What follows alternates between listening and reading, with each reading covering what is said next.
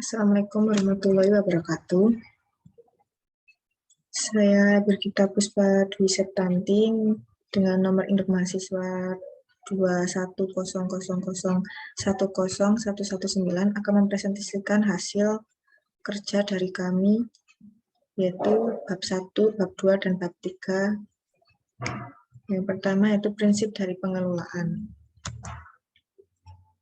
Apa yang akan dilakukan manajer untuk membantu organisasi mencapai kinerja puncak? Manajer akan melakukan berbagai fungsi dalam organisasi, tetapi di antara salah satu fungsi terpenting yaitu mereka melakukan berbagai komunikasi dengan bawahan langsung untuk membantu organisasi mereka mencapai dan melampaui tujuan.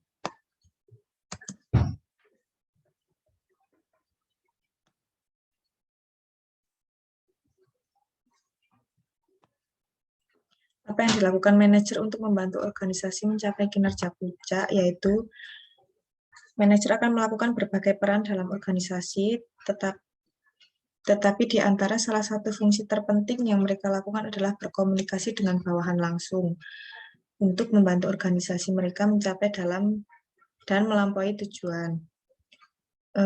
Manajer melakukan 3 jenis peran utama dalam organisasi: peran interpersonal, peran informasi, dan peran keputusan. Sejauh mana masing-masing peran ini tergantung pada posisi manajer dan hierarki organisasi. Jadi dalam melakukan suatu organisasi, peran manajer dan bawahan itu sangat bergantung ya teman-teman. Apa karakteristik yang ditunjukkan oleh manajer yang efektif? Manajemen adalah proses perencanaan perorganisasian, pengarahan, dan pengendalian kegiatan karyawan dalam kombinasi dengan sumber daya lain untuk mencapai tujuan organisasi. Tanggung jawab manajerial meliputi perencanaan jangka panjang, pengendalian, pemindaian lingkungan, pengawasan, koordinasi, hubungan pelanggan, hubungan masyarakat, konsultasi internal, dan pemantauan produk dan layanan. Tanggung jawab ini berbeda menurut tingkat dalam hierarki organisasi dan menurut departemen atau fungsi. Bab 2 yaitu pengambilan keputusan manajerial. Karakteristik dasar pengambilan keputusan manajerial. Manajer terus-menerus membuat keputusan, dan keputusan tersebut seringkali memiliki dampak dan implikasi yang signifikan baik bagi organisasi maupun pemangku kepentingannya. Pengambilan keputusan manajerial seringkali dicirikan oleh kompleksitas informasi yang tidak lengkap dan batasan waktu, dan jarang ada satu jawaban yang benar. Kadang-kadang ada beberapa pilihan yang baik atau beberapa pilihan yang buruk, dan manajer harus mencoba untuk memutuskan mana yang baik atau yang buruk. Manajer harus mempertimbangkan kemungkinan konsekuensi dari setiap keputusan dan menyadari bahwa seringkali ada banyak pemangku dan kepentingan dengan kebutuhan dan preferensi yang saling bertentangan, sehingga sering tidak mungkin untuk memuaskan semua orang. Akhirnya, pengambilan keputusan manajerial terkadang memiliki implikasi etis, dan ini harus dipertimbangkan sebelum mencapai keputusan akhir. Dua sistem pengambilan keputusan di otak. Otak memproses informasi untuk membuat keputusan menggunakan salah satu dari dua sistem, yaitu sistem logis dan rasional atau reflektif, atau sistem cepat dan reaktif. Sistem reflektif lebih baik untuk keputusan yang signifikan dan penting. Ini umum tidak boleh terburu-buru, namun sistem reaktif dapat menyelamatkan nyawa kita waktu sangat penting, dan dapat menjadi jauh lebih efisien jika didasarkan pada pengalaman dan keahlian yang dikembangkan. Perbedaan antara keputusan terprogram dan tidak terprogram. Keputusan terprogram adalah keputusan yang didasarkan pada kriteria yang dipahami dengan baik. Sedangkan keputusan tidak terprogram adalah keputusan baru dan tidak memiliki pedoman yang jelas untuk mencapai solusi. Manajer dapat menentukan aturan dan pedoman untuk keputusan terprogram berdasarkan fakta yang diketahui, yang memungkinkan mereka mencapai keputusan dengan cepat. Keputusan yang tidak terprogram membutuhkan lebih banyak waktu untuk diselesaikan. Pengambilan keputusan mungkin perlu melakukan penelitian, mengumpulkan informasi tambahan, mengumpulkan pendapat dan ide dari orang lain, dan sebagainya.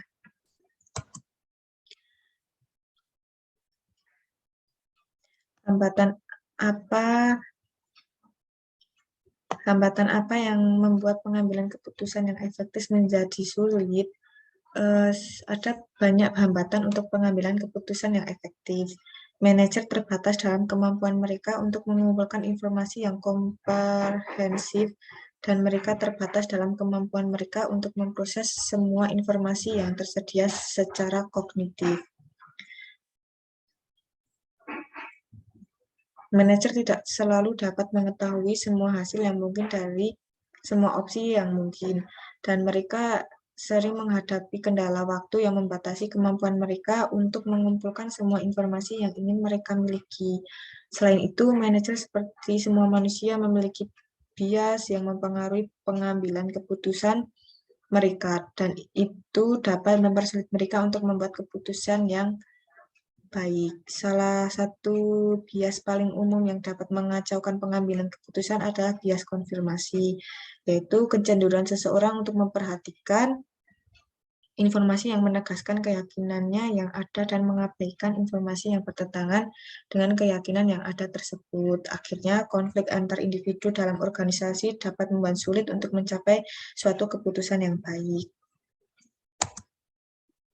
Bagaimana seorang manajer dapat meningkatkan kualitas pengambilan keputusan individualnya? Biasanya manajer cenderung menjadi lebih baik dalam pengambilan keputusan dengan waktu dan pengalaman yang membantu mereka membangun keahlian. Untuk keputusan yang tidak terprogram, seorang manajer dapat meningkatkan kualitas pengambilan keputusan dengan memanfaatkan berbagai teknik lainnya.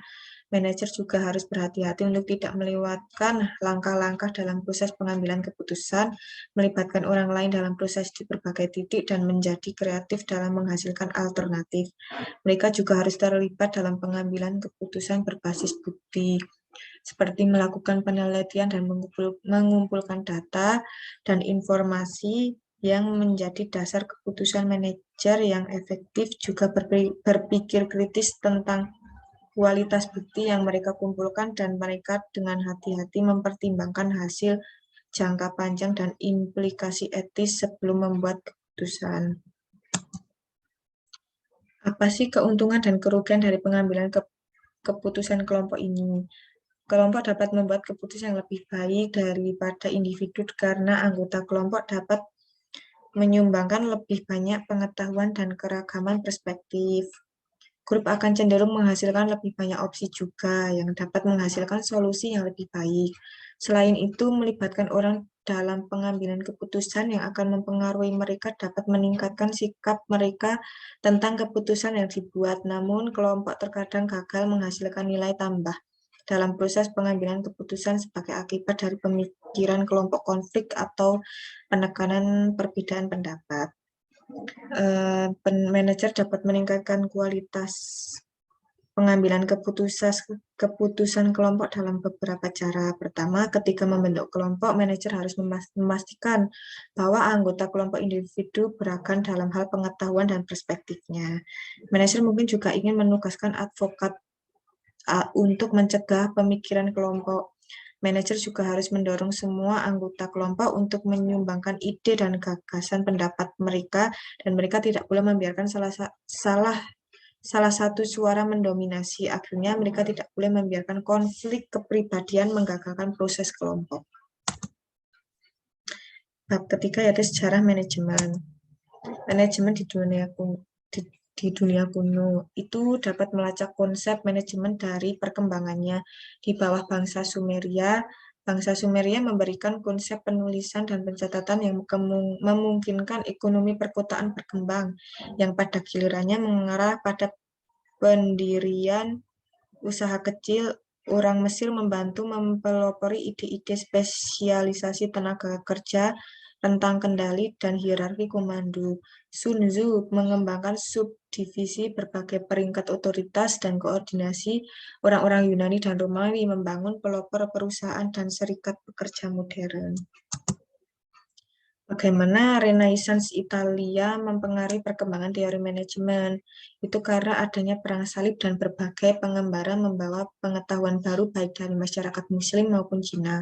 Selain itu, ada penemuan kembali perdagangan di seluruh Eropa. Faktor-faktor ini menyebabkan berdirinya Renaissance yang berlangsung awalnya di Italia. Perkembangan mesin cetak melihat distribusi ide-ide ini di seluruh Eropa. Renaissance melihat kebangkitan kembali perdagangan.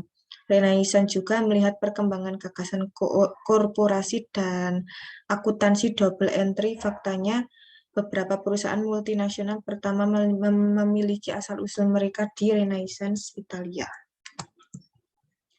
Bagaimana revolusi industri mempengaruhi perkembangan teori manajemen? Revolusi industri adalah produk dari kombinasi faktor, termasuk penyebaran pembelajaran dari Renaissance Italia, peningkatan transportasi, revolusi pasar, dan teknologi. Selain itu, sarjana seperti Adam Smith memberikan dukungan untuk ide-ide pembagian kerja, spesialisasi, dan koordinasi dalam sebuah perusahaan, memungkinkan untuk pengembangan pabrik. Pergeseran ekonomi ini menciptakan kebutuhan akan manajer. Bagaimana Frederick Winslow Taylor mempengaruhi teori manajemen dan bagaimana efisiensi dalam manajemen mempengaruhi teori manajemen saat ini? Taylor sendiri adalah orang yang menambahkan metode ilmiah dalam manajemen. Dia mengembangkan 4 prinsip manajemen ilmiah dan gagasan studi waktu. Henry Grant mengembangkan bahkan terkenalnya yang memungkinkan para manajer melacak apa yang telah dilakukan versus yang seharusnya dilakukan. Frank dan Lillian Gilbert menambahkan studi gerak ke manajemen waktu Taylor.